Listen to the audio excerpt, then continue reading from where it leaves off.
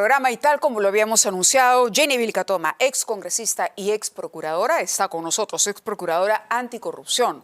Y adelantábamos y quería empezar por eso. ¿Cuál es el análisis que usted hace a raíz de la última información que ha aparecido con relación a la cirugía o las cirugías? Como dice el doctor Julio Rodríguez, estamos todavía en el espacio o en el terreno de la especulación, pero cada vez aparecen audios, documentos, fotografías, testimonios, ¿no?, que apuntarían, lo pongo en condicional porque esto lo tendrá que determinar la Fiscalía, a que la presidenta no dijo toda la verdad cuando se refirió a la intervención que para ella era estrictamente médica porque tenía problemas respiratorios. ¿Cómo analiza usted lo que está ocurriendo? Considero un momento muy grave para la presidenta Dina Boluarte. Considero que está quedando totalmente evidenciado que miente y lo hace de manera sistemática frente a todo aquello que significa la comisión de delitos, la falta de transparencia hacia los ciudadanos.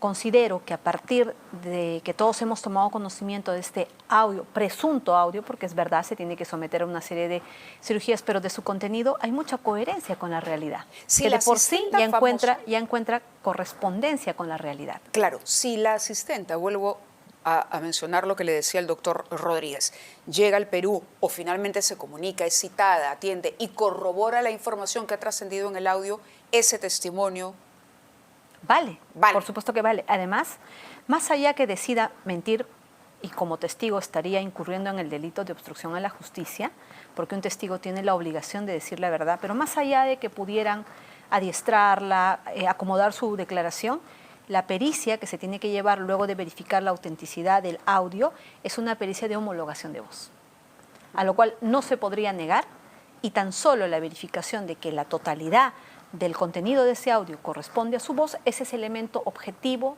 de fecha cierta que corroboraría de manera contundente todos aquellos hechos que se han revelado adicionalmente y a partir de este audio. El doctor Rodríguez decía que mientras la presidenta no haya estado impedida de cumplir con sus funciones, no habría delito. Bueno, discrepo muy respetuosamente del doctor Julio Rodríguez. Hay que tener en cuenta en este hecho que hay una circunstancia precedente que se tiene que tomar en cuenta.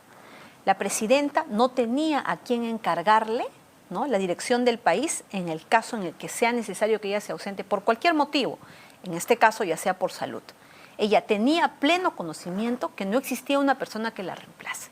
Entonces, ella tenía la obligación de comunicar al Congreso de la República a efectos de que el presidente del Congreso asuma, ¿no?, el cargo de presidente de la República por ese tiempo que la presidenta hubiera necesitado su operación. Lo repito a cada momento. Si la presidenta quería hacerse las 5 operaciones, está en todo su derecho. Los únicos que se tienen que sentir traicionados por la frivolidad son los de la izquierda que la llevaron a la posición donde se encuentra. Pero sin embargo, como una decisión personal, si ella consideraba que eso es lo que quería hacer, lo necesitaba, ya sea por salud o por estética, tenía la obligación de comunicar. Nada de esto hubiera sucedido, Mávila, si lo que hacía era lo correcto, comunicar, ya sea para un minuto de una operación que requiera, ¿no? Toda operación requiere que en ese instante la persona deje de ejercer sus facultades civiles, y en este caso el ejercicio de cargos, las facultades de un cargo, para someterse a un procedimiento, en este caso médico. Entonces, ya sea un minuto, ya sean horas, ya sean días, en las cuales ha habido una ausencia en la dirección del país, ¿no?, es muy grave, y esto se tiene que atribuir directamente a la presidenta de la República, porque ella sabía que ella infracción constitucional o delito que habría cometido si es que seguimos esa tesis. Debemos partir de la omisión en comunicar. Y a partir de ese momento, todo lo que se habría diseñado estratégicamente para eludir la verdad, la realidad de los hechos. O sea, ¿cuántas personas en su momento le informaron y le dijeron que no debía operarse precisamente por el aspecto legal, por el aspecto de la dirección del país y ese vacío que se podría originar frente a cualquier operación de las 5 que hubiera querido hacerse? 1, 2, ¿a quiénes recibió, quiénes le dijeron, ¿no?, cuántas personas sabían y cuántas personas se pusieron de acuerdo para esconder esta realidad y para darle la apariencia, ¿no?, a todo el país y a nivel internacional que ella seguía en funciones? Y a partir de ello, ¿no?, ¿qué implicó la operación? ¿Dónde se realizó? ¿Cuántos médicos participaron? ¿No es violar el secreto médico? De ninguna manera, porque eso ya ha ingresado a un ámbito de investigación penal. precisamente porque hay un delito que se le está imputando de haber generado un vacío en la dirección del país y adicionalmente a la de falsedad ideológica, seguramente falsedad genérica, obstrucción a la justicia. Si ya hablamos de la desaparición de la historia clínica, obstrucción a la justicia porque no puede llevarse un paciente su historia clínica. Ese es un documento legal que le corresponde a la institución. Se comete un delito. Es lo que habría dicho la clínica. Así es. O el doctor Cavalli. Porque es el dato que se conoce y de corroborarse, lo que tendríamos aquí es la comisión de muchos más delitos. Entonces, ¿qué es lo que está sucediendo a partir de lo que se ha conocido del contenido del audio de la amiga de la presidenta, de que muchos hechos ya se corresponden con la realidad? Es que ha dado lugar a que los médicos del entorno del doctor Cavalli y el mismo doctor Cavalli, según la información que ha salido en el semanario del Hildebrand, se sientan acorralados, porque adicionalmente a todo lo que habría ocurrido, existe del otro lado la existencia de correos que hacen suponer que ha habido un intercambio de favores con la asignación de cargos públicos en el Estado peruano. ¿Siente usted, con la experiencia que tiene en estos casos, que ha sido por ahí que ha empezado a revelarse o a aparecer esta nueva información? Es decir, que gente del equipo ha tomado real conciencia de que esto no era una broma o una travesura de la presidenta, sino que podría tener consecuencias mayores para los involucrados y que es por eso que han aportado información. Así es, porque se estarían viendo revelados ante este audio que, de ser corroborado, ¿no?, estaría dando los datos no solamente de la cantidad de operaciones, sino del conocimiento que tenía la presidenta previa a las consecuencias que podían existir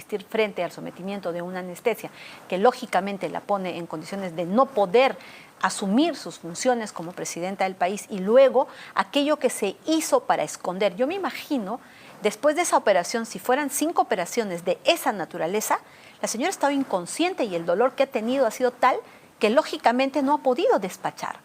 Que nos pretendan hacer creer que virtualmente, que lo dejó escrito, de que siguió conduciendo el país, eso es totalmente falso. Lo que correspondía es que una persona que no tuviera ningún tipo de condición que la inhabilite ni física, ni emocionalmente, ni en temas de salud, dirija el país. Entonces, no puede ser que por el capricho de ella, según sus versiones, de acaparar el poder, no haya cumplido con su deber de informar previamente. Esa es una serie de hechos que van a tipificar varios delitos, pero en suma, Mávila, de corroborarse estos hechos graves que ahora traen una nueva situación muy grave para la presidenta, es que se está evidenciando que mintió.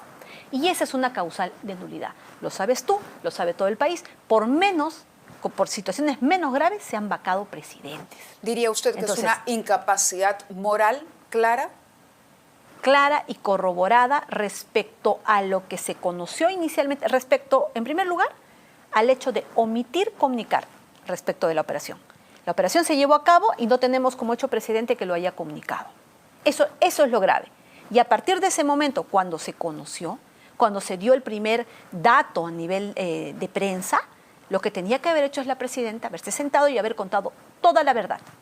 En ese momento, simplemente lo único que tendría como cuestionamiento es el hecho de no haber comunicado. Pero en ese afán de esconder, ¿cuántas versiones ya tenemos a la fecha?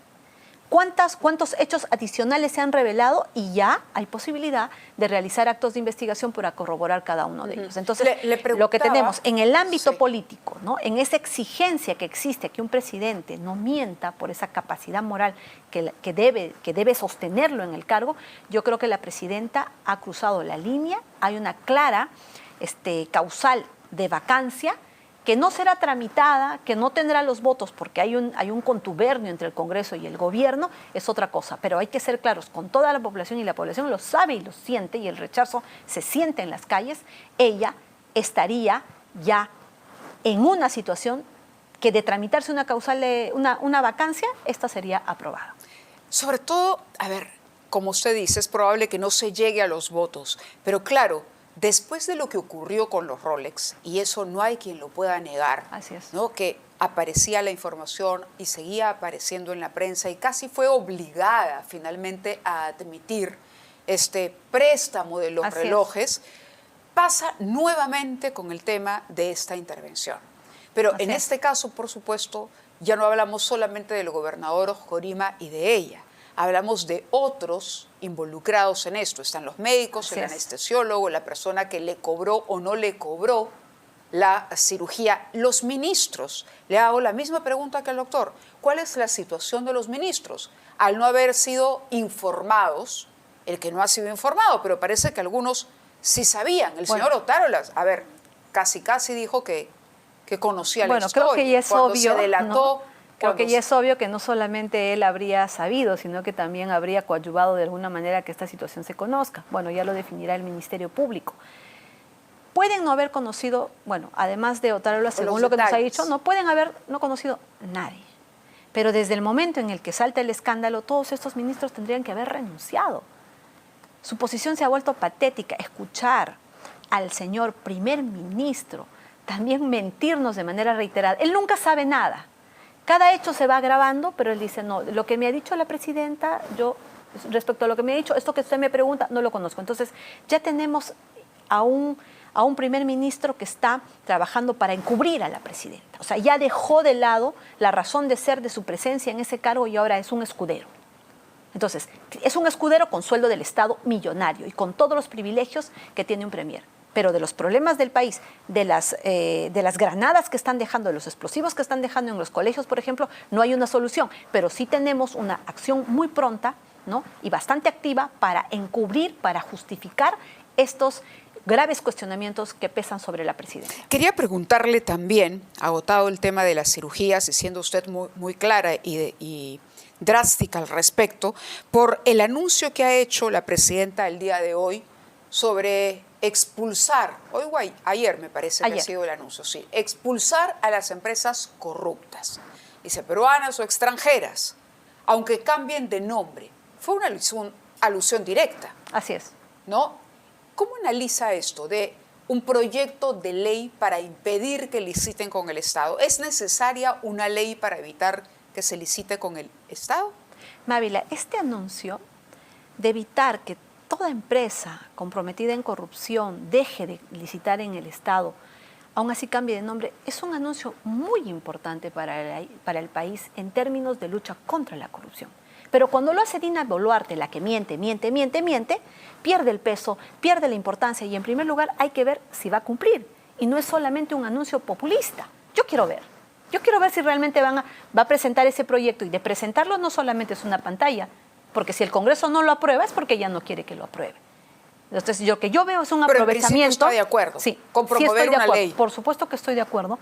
Desde el principio. ¿Aún cuando se reestructure la empresa? Sí, Mávila, porque somos testigos, hemos vivido las diferentes etapas en mi posición, siempre cuestionando el acuerdo de colaboración eficaz, siempre cuestionando la ley que permitió... Estamos hablando de Odebrecht. Sí, de Odebrecht y de todas las empresas comprometidas y de la realización de estas colaboraciones eficaces a la persona jurídica con el ofrecimiento o con el beneficio de que sigan contratando con el Estado peruano. Nuestro país ha sido golpeado durante todos los años por la corrupción. Entonces, por dignidad nacional, una empresa que ha decidido cometer corrupción, que se ha corroborado, no debe seguir contratando. Hay muchísimas otras empresas, pero hablemos concretamente de Odebrecht.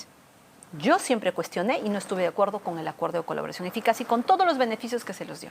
He sido, digamos, coherente en el tiempo, ¿no? Y he tenido mis detractores. Muy bien, nos hemos mantenido ambos en un plano de la espera de lo que iba a hacer Odebrecht y sus integrantes respecto a lo que tenían que aportar en juicio. ¿Qué es lo que hemos visto?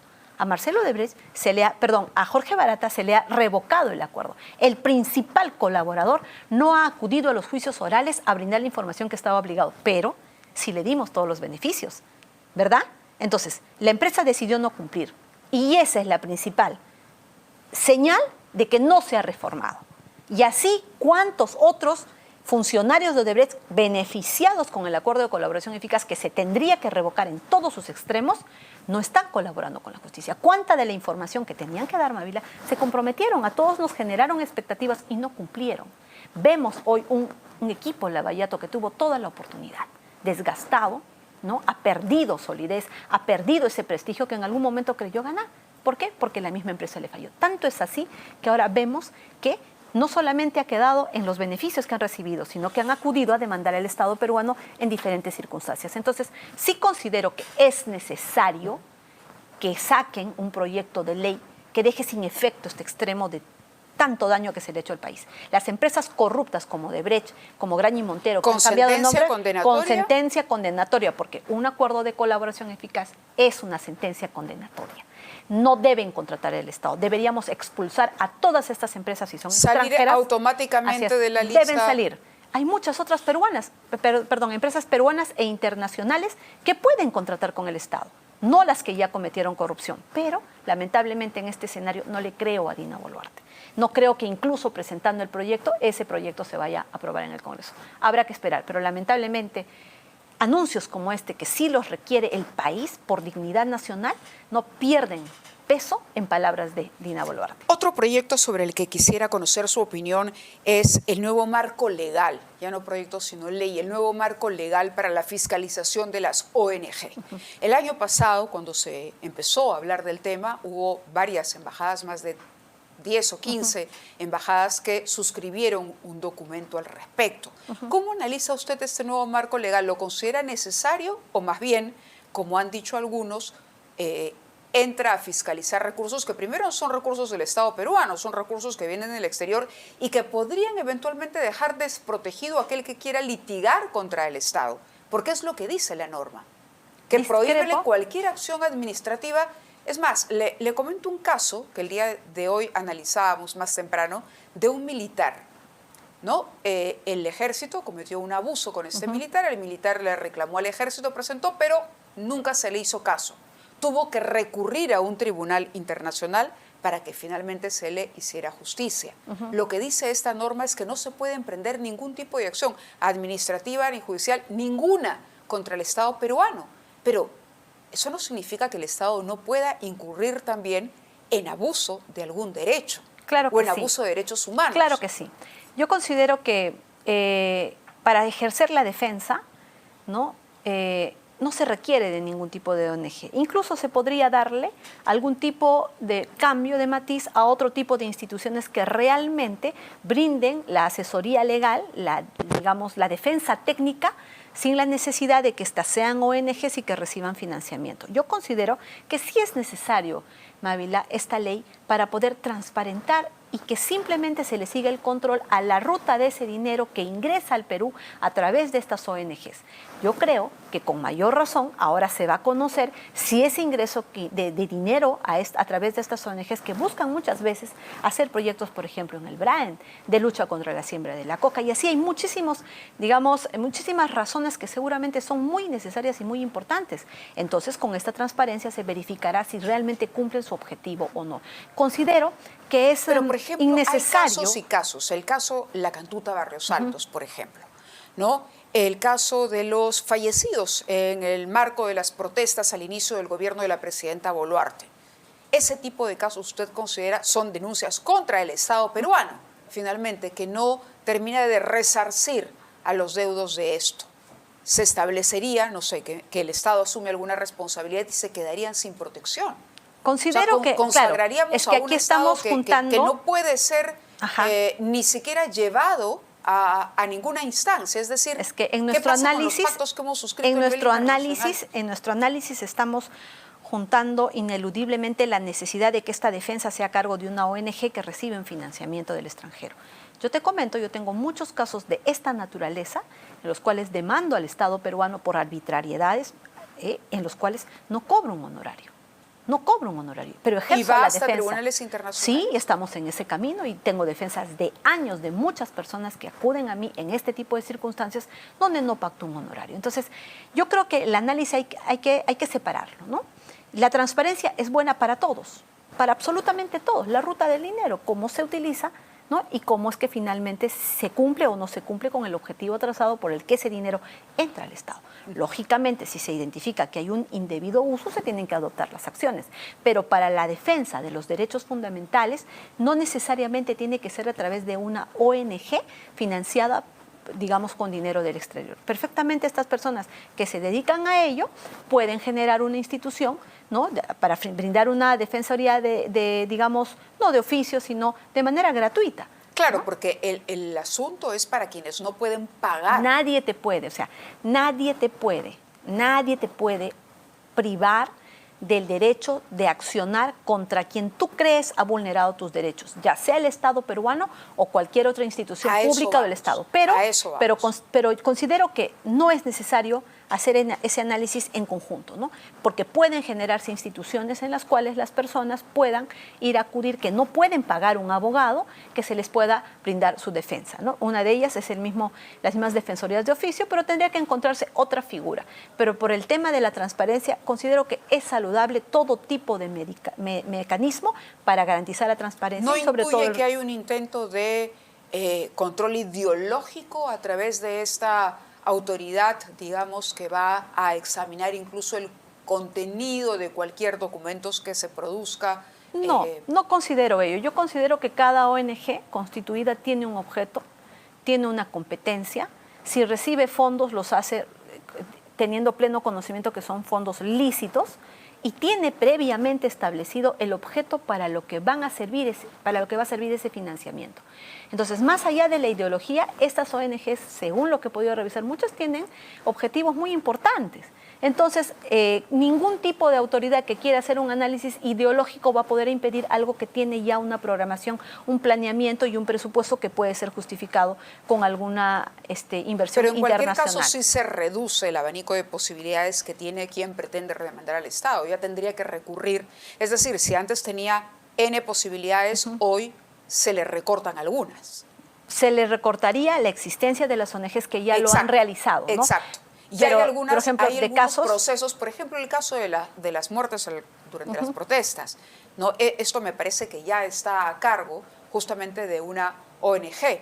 Entonces, se aprueba la norma y se quedarían prácticamente sin esa defensa. No, porque podrían perfectamente esos abogados continuar con la defensa y de manera gratuita, pero nada va a impedir que accionen contra el Estado peruano, porque hay muchos casos. Yo tengo un caso en particular de una persona, ¿no? Que utilizan las autoridades de la Fiscalía y del Ejército y de la Policía para introducirlo como agente especial en el BRAEN y desarrolla un trabajo importantísimo. El señor Wilmer Jaime Guamán, el conocido, el famoso Hugo Chávez, que le entregó una guitarra al camarada Raúl insertada con un GPS habilitado por la DEA. Por ejemplo, ¿no? esos casos. Por ejemplo, y ahora está siendo investigado como terrorista por las mismas acciones que realizó. ¿no? Exacto. Por las mismas acciones que realizó, hoy está siendo investigado por terrorismo y se lo llevarían preso toda la vida. Entonces, estamos ejerciendo la defensa durante muchos años, ¿no? Demostrando que esta persona, ¿no? Fue utilizada por la Fiscalía, ¿no?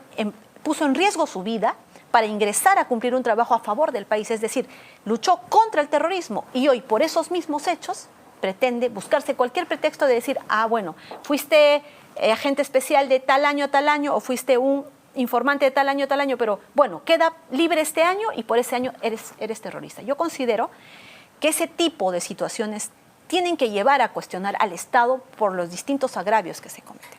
Encima, haces que yo ponga en riesgo mi vida por el país, cumplo lo que tú me ordenas, me abandonas, no me proteges, encima me denuncian por terrorismo y por los mismos hechos estoy siendo procesado, ¿no? Entonces sí tenemos que acudir hasta las instancias internacionales, sí tenemos que demandar al Estado peruano por lo que implica. Y hay ¿verdad? muchos casos. ¿No? Y hay muchísimos casos, o sea, sí. Hugo Chávez es el caso más grave. Dígame, ¿quién? ¿Qué militar, qué policía, qué fiscal en el Perú le ha entregado una guitarra insertada con un GPS al mando número 2 de Sendero Luminoso, el camarada Raúl? ¿Quién lo ha hecho? ¿A quién usaron? A un estudiante de un tecnológico que en circunstancias en las cuales un día venía el terrorismo y otro día venían los militares y no sabían qué cosa hacer, en ese momento lo captan y lo obligan a servir. La persona lo hizo durante años, le sirvió al país. Pero por esos mismos hechos, luego lo denunció por terrorismo, porque claro, lo que tiene que contar tiene mucha relevancia para lo que significa los usos de los presupuestos para el Estado. Entonces, sí te doy la razón en que hay circunstancias en las que se tiene que demandar al Estado. Ha salido esta norma, considero que la transparencia es muy importante, pero que ningún tipo de acción debe limitarse en contra del Estado por una situación del tema de la defensa y de la remuneración o del honorario para la defensa. Yo pienso que todas estas instituciones tienen que seguir ejerciendo la defensa. Sin duda. Otro tema sobre el que quería aprovechar los últimos minutos del programa es sobre la demanda de Brookfield. En el caso de Rutas de Lima y de lo no cobro de peajes dispuesto por el alcalde. Son 4 procesos arbitrales ya Hay es. 2 por 200 millones, uno tercero que está en proceso y este último, el cuarto que hemos conocido, por 2.700 millones de soles. Sí. Entonces, soles o dólares, si estamos hablando, Ajá. me puedo estar confundiendo en la moneda, pero a lo que vamos es a que es un montón de dinero y supongo que son dólares porque se trata de un tribunal internacional, el CIADI, así es. dólares. Entonces, ¿cómo analiza la figura y cómo se ve esto respecto a esta estabilidad jurídica que debe ofrecer el país? Considero que esta demanda la vamos a ganar. Y el alcalde de Lima está en toda la obligación de mandar a los mejores abogados para defender esta demanda que nos acaban de interponer. ¿Por qué? Porque el contrato de rutas de Lima estipuló en el cuerpo de este contrato, en el cual, si no me equivoco, el 17.7 todavía, si es que no me equivoco, en el cual estableció causales de nulidad cuando la empresa, al momento de brindar el servicio, afecte el interés público. Y aquí claramente ha quedado establecido durante todos estos años que se ha hecho el cobro del peaje, que se han vulnerado, se han restringido derechos fundamentales, lo que ha sido reconocido a su vez por el Tribunal Constitucional. Entonces, aquí esta demanda tiene que ser ganada por el Perú. Bueno, Brookfield tiene todo el derecho de demandar porque ha dejado de cobrar, pero también podríamos tenemos, perder, ¿no? Ojo. Vamos a ganar, porque para este caso lo que se ha invocado es la afectación del interés público y eso es objetivo y corroborable. Y es más, cuenta con un análisis a nivel del Tribunal Constitucional precisamente por la vulneración de esos derechos fundamentales en relación al interés público. Entonces yo sí avisoro que esa demanda la vamos a ganar. La demanda es que existe la posibilidad de ganarla o perder. Bueno, para el caso en concreto, claro, Ajá. pero sí hay hechos precedentes, ¿no? Hay un contrato que claramente estableció que también Brookfield inobservó cuando asumió ya la dirección de los peajes de Ruta de Lima. No afectar el interés público, se afectó de diferentes maneras. Entonces, considero que esta demanda sí la vamos a ganar en su momento. De acuerdo. Muchísimas gracias, doctora Vilcatoma, por estar con nosotros y aclararnos sobre todos estos temas. Hemos hecho un recorrido de los principales temas que están en la agenda noticiosa. Gracias y buen fin de semana para usted, buen fin de semana para ustedes también.